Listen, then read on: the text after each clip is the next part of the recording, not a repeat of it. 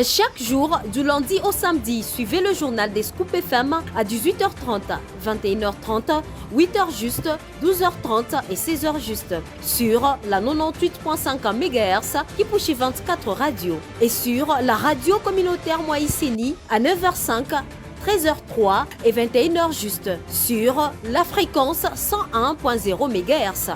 Nos chaînes partenaires Scoop FM, la neutralité réelle.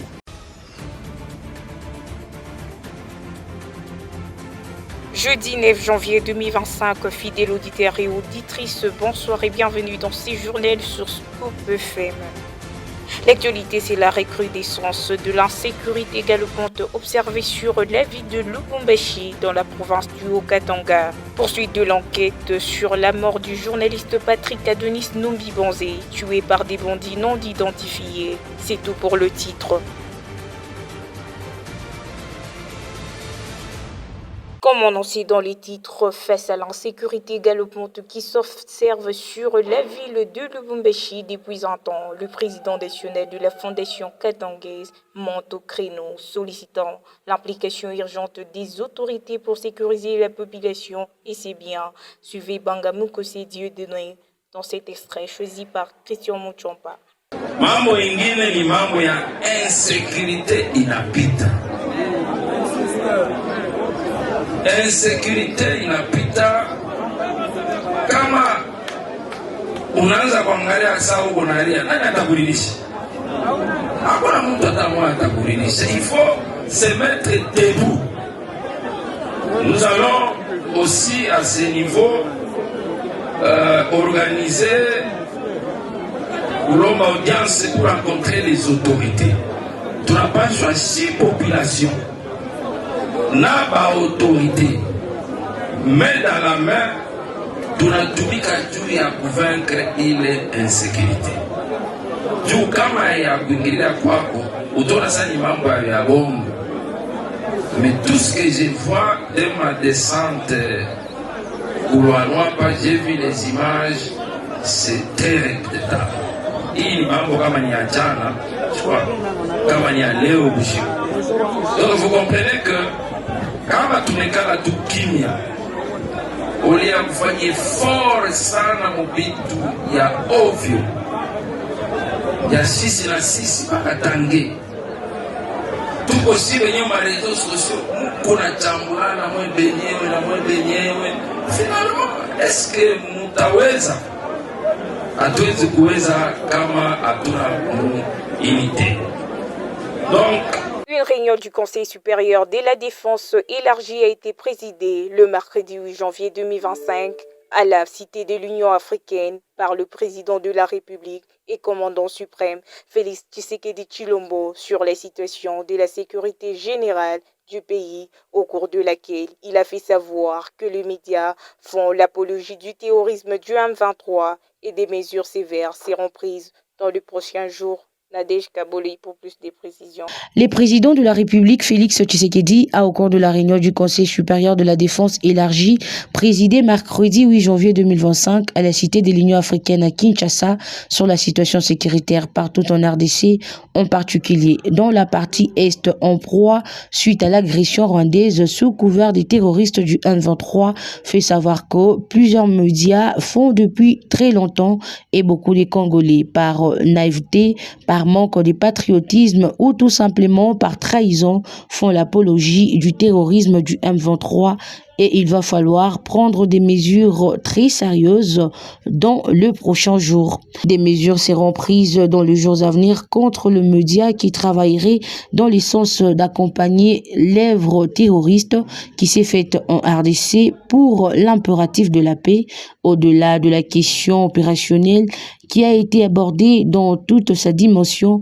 Nous avons aussi abordé les aspects diplomatiques de ces questions où vous avez noté avec nous l'isolation de plus en plus constatée du Rwanda qui montre que ce n'est pas le pays qui fait la paix dans l'Est de la République démocratique du Congo a parvenu à Patrick Muyaya, ministre de la Communication et Médias et porte-parole du gouvernement au sujet d'informations propagandistes contre l'armée congolaise relayées dans certains médias. La ministre d'État ministre des Affaires étrangères, a reçu des orientations précises sur ce qui doit être fait à ce niveau pour mettre fin à cette situation d'agression. Le ministre de la Justice, mais aussi l'auditeur général de FARDC qui participait à la réunion vont tous prendre des dispositions à leur niveau pour s'assurer que tout comportement qui a un caractère subversif, qui ne rentre pas dans l'objectif premier, qui est celui de la reprise de l'intégrité territoriale. La ministre d'État, ministre des Affaires étrangères, a reçu des orientations précises sur ce qui doit être fait à ces niveaux pour mettre fin à cette situation d'agression. Le ministre de la Justice, mais aussi l'auditeur général de FARDC qui participait à la réunion vont tous prendre des dispositions à leur niveau pour s'assurer que tout comportement qui a un caractère subversif, qui ne rentre pas dans l'objectif premier, qui est celui de la reprise de l'intégrité territoriale dans notre pays, ce sont les comportements qui pourront être sanctionnés. Aussi Patrick Mouyaya, ministre de la Communication et porte-parole à l'occasion de la réunion du Conseil supérieur de la défense élargie présidée par le chef de l'État Félix Tshisekedi. La même source note qu'au terme de cette réunion, le président de la République a à nouveau loué la bravoure et les sacrifices des forces armées congolaises et FARDC. Il a lancé un appel à tous les Congolais à faire confiance aux efforts soutenus du gouvernement engagé sur le front militaire, diplomatique, judiciaire, économique et médiatique pour restaurer la paix dans l'Est de la République. Le ministre de la Justice et garde de Sceaux, Constant Mutamba, à travers un communiqué rendu public le mercredi 8 janvier 2025, ordonné aux procureurs généraux et à l'auditeur supérieur militaire de la province du Haut-Katanga de procéder aux enquêtes sur la mort du journaliste Patrick Adonis Numbi Bonzé. Dans son communiqué numéro 62 rendu public dont la copie est parvenue à la rédaction, le patron de la justice de la République démocratique du Congo a ordonné le mercredi 8 janvier 2025 aux procureurs généraux et à l'auditeur supérieur militaire de la province du Haut-Katanga de procéder aux enquêtes sur la mort du journaliste Patrick Adonis Numbi Bonzé, qui a été tué par des bandits non identifiés à coups de machette. Cette information qui affecte le paysage médiatique a été livrée à Constant Mutamba par le ministre de la Communication et Médias, Patrick Mouyaya. Ici est de noter que selon ce communiqué, le gouvernement congolais est déterminé à rétablir la paix dans cette affaire pour démasquer l'auteur de ce meurtre qui qualifie d'acte ignoble. Indignation de la Lucha face au cas d'insécurité à répétition observée dans la ville de Lubumbashi dans la province du Haut-Katanga. Le mouvement citoyen Lucha condamne avec fermeté ces actes de barbarie qui laissent la population louchoise dans la désolation et en deuil de plusieurs familles. La Lucha appelle les autorités compétentes et le service de sécurité à prendre leurs responsabilités, celle de sécuriser la population et leurs biens. Suivez. L'insécurité à Lubumbashi est loin de dire son dernier mot.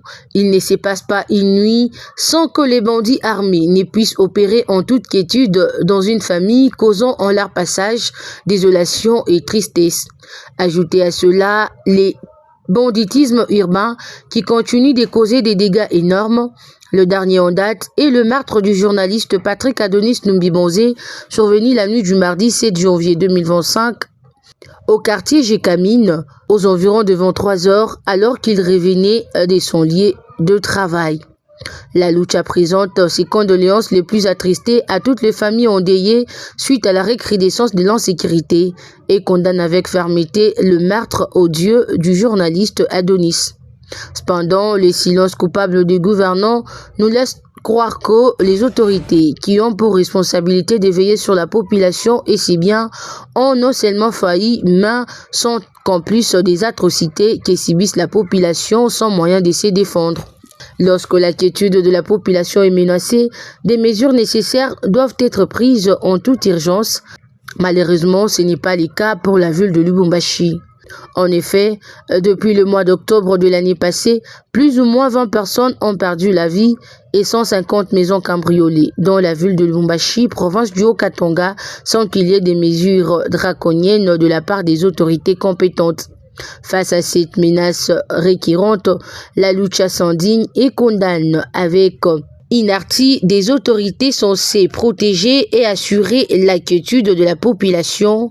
Ainsi, la Lucha recommande ce qui suit aux autorités compétentes, organiser les patrouilles mixtes FARDC-PNC en vue d'arrêter les bandits et décourager les malfrats, ériger des barrières aux environs des 22 heures dans certains coins de la ville, surtout dans des quartiers criminogènes pour identifier tous les passants, organiser les procès publics et punir de manière exemplaire tous ceux qui perturbent la quiétude de la population par les actes de banditisme.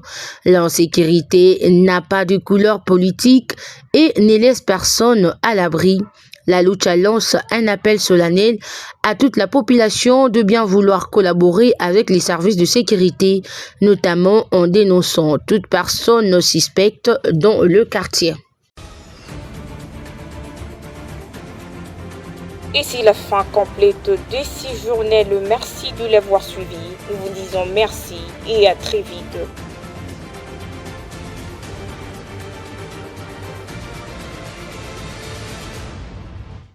Chaque jour, du lundi au samedi, suivez le journal des Scoop FM à 18h30, 21h30, 8h juste, 12h30 et 16h juste sur la 98.5 MHz qui pousse 24 radios et sur la radio communautaire Moïseni à 9h05, 13h03 et 21h juste sur la fréquence 101.0 MHz. Nos chaînes partenaires Scoop FM, la neutralité réelle.